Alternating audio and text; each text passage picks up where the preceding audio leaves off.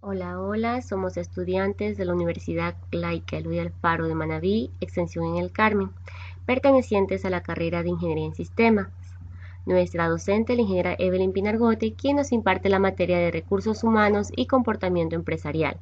Los integrantes, el compañero Jorge Mejía y quienes habla, Melanie Vinces. La comunicación no verbal es un proceso de comunicación mediante el cual se transmite un mensaje, ya sea este por medio de gestos, signos o indicios, es decir, sin el uso de las palabras, al contrario que la comunicación verbal. Los gestos, el lenguaje corporal, la postura, la expresión facial, el contacto visual, entre otras eh, maneras de comunicarse, son algunos de los recursos que se utilizan. Si bien es cierto, el cuerpo puede transmitir de cierta manera un mensaje distinto al que comunicamos oralmente, ya que un discurso podemos prepararlo, pero el lenguaje corporal es más difícil de controlar, más aún si no se sabe lo que significan ciertos gestos, posturas o comportamientos. Entre los tipos de la comunicación no verbal nos encontramos tres tipos, entre ellos la kinesia, la paralingüística y la proxémica. La kinesia es el lenguaje que comprende los gestos, la mirada, los movimientos del cuerpo y la postura. Por ejemplo, un abrazo, una caricia, miradas, sonrisas, etc. En la paralingüística es en sí un conjunto de signos no verbales, los cuales acompañan la comunicación lingüística y complementan asimismo la comunicación. Entre ellos podemos referirnos al tono de la voz, a los gritos, la tos, estornudos, suspiros, risas, entre otros.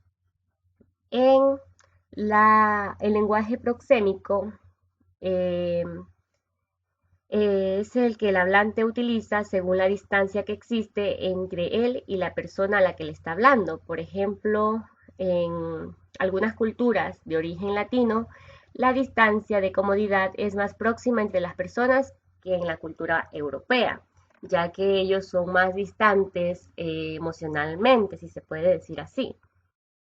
Aquí tenemos varios de ejemplos de la expresión facial, entre ellos la alegría, asco, desprecio, tristeza, sorpresa, miedo y enojo. La alegría se reconoce desde mayor distancia que las demás y resulta más fácil de identificar en el campo de la comunicación no verbal. Más bien el asco es otra de las 5 emociones básicas negativas, junto a la tristeza y el miedo.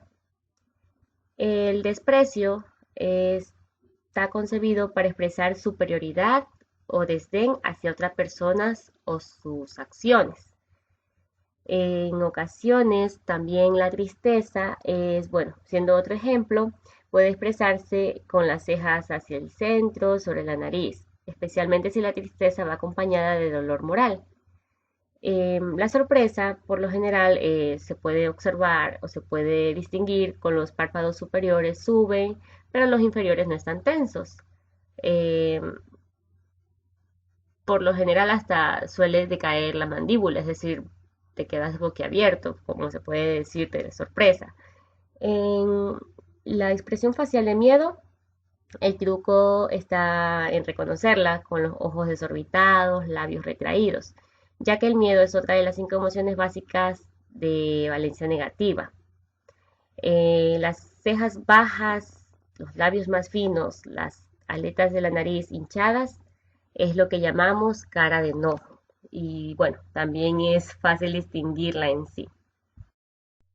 Funciones de la comunicación no verbal.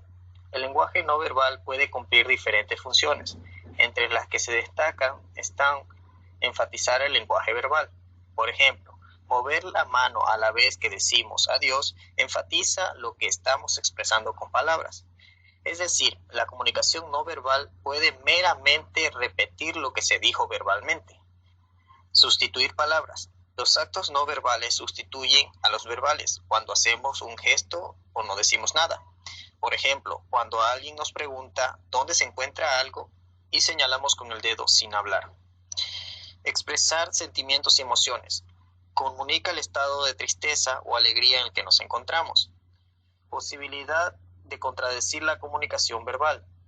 Las señales no verbales tienen que ser congruentes con el contenido verbal del mensaje para que éste sea decodificado de forma precisa. Por ello, un mensaje no verbal puede contradecir uno verbal, como cuando decimos algo y a través de gestos insinuamos lo contrario. Regular la comunicación.